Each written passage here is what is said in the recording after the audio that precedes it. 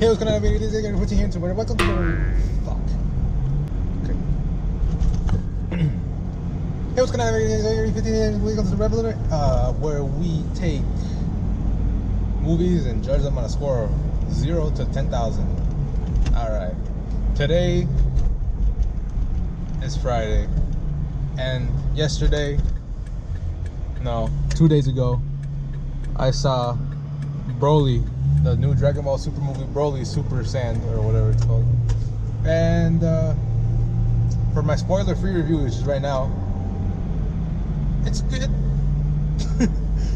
So for the not spoiler one now, I think there's a lot of things that were good with the movie, other things that were bad. I really like the beginning where they flesh out like Broly's past with King Cold and Baby Frieza, kind of showing what happened with the Saiyans and why Broly ended up on wherever he ended up, that weird planet with the big monsters and the rock guys from Apollo 13. Overall, I think the movie was okay. When I left the movie theater, I initially had a somewhat negative perception of the movie. It was also like 12:30 in the morning, so I was just kind of tired. I was like, oh god, thank you, I can go home now. But apart from that, it was pretty good. The midway was kind of like, okay, we're taking a stroll here. Like, honestly, I don't really remember the middle of the movie. That's one thing that I just realized, that I know how they rescued Broly. What happened? They did something. They got Broly out of the planet. Well, Frieza did. Or no, these two weird new guys, one of them, which is a female alien, really over-sexualized, you know, typical anime. You know, I'm not complaining. I was like, oh shit, green bodies. But that being said, this being 2019, we might have an issue coming up with that. Not that I give a shit, but you know how it is. Those two people that kind of found Broly, I kind of found them more as like plot devices just to move forward. I doubt they're going to even be mentioned in the next movie with Broly, because they do set up a multi-part series. And in the end, Broly is a good guy, you know, he's not a bad guy. We moving? Are we grooving? But I think overall, the story was the same as all Dragon Balls. I mean, if I'm being honest, there's a guy, he's strong, he comes to Earth, or Goku goes to him, they fight, Goku's like, oh my god, he's strong. And then, yeah. The only difference with this one time is that Gogeta is the one who is the final fighter. And let me tell you, man, there is like 10 final fights, dude. It's crazy. Like, Broly goes crazy, Vegeta first fights him, then he's like, ugh. And then Goku's like, ugh. And it was pretty cool seeing Vegeta fight him, because I think Vegeta's a little bit cooler. Oh shit, I'm up in a dead end. What did I do now? Ugh, this is tight. Well, yeah, seeing Vegeta go Super Saiyan God, I was like, oh shit. And then Broly was just hanging on without even going Saiyan yet. Excuse the steering wheel. Oh my god. Oh shit, how flattering. That's what I thought was pretty interesting, how Broly was just getting stronger and stronger. And then once one of the funniest parts of the movie, major spoiler, Frieza kills Broly's dad, whatever, I forgot his name already, but then Frieza's like, oh no, look at Broly, your dad, oh shit, fuck. He didn't say that, but that's what I'm thinking. Well, that's what I wish he said. And then Broly goes Super Saiyan, and then shit kinda starts popping off. Then Goku goes Super Saiyan God, or Super Saiyan God, Super Saiyan, I don't know. He goes the red one, then he goes the blue one, and then Broly is just, they can't stop him, and it's crazy.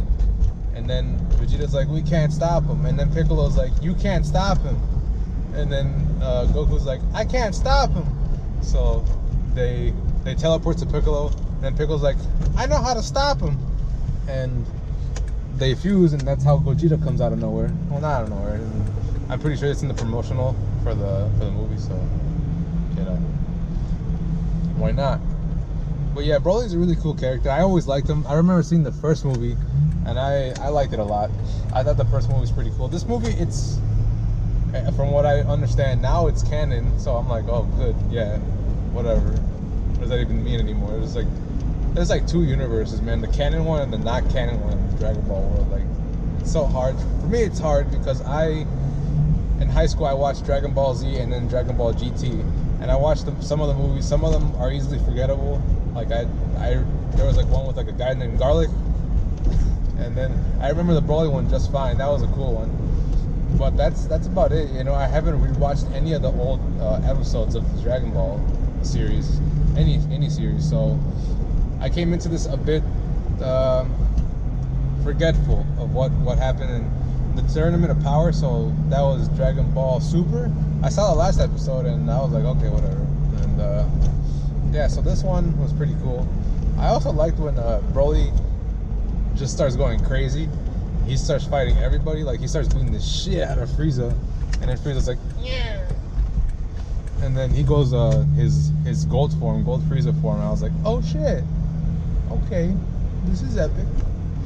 But that's still not enough, you know. Broly's just going ham, and then Broly tries to fight Whis, and this is one of my favorite parts in the movie. Because Whis is just like dancing around him. Because Whis is like the most powerful thing in their universe, from what I understand. Anyway, and he's just like, oh, this is fun. And then Broly's just like fucking trying to annihilate this fucking guy. That's what I like, seeing like just how much of a power difference there still is in the universe, which is cool. But at the same time, it's the same thing, you know, with a different character. It's a fresh coat of paint on the same wall, so to speak. That's okay, as long as they make them interesting. I don't mind. Now, for some of the negatives of the movie, the biggest one for me is the music. I thought some of the music was really weird. Like the when they finally form Gogeta, like there's like a fucking like a chanting chorus, like I'm like, what the fuck is going on? It just sounded so out of place. I didn't like it at all.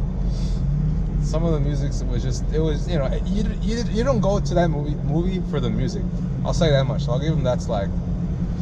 And you know, the two people that find Broly, they're just, you know, plot devices or whatever. One of them is, you know, probably gonna end up having kids with Broly.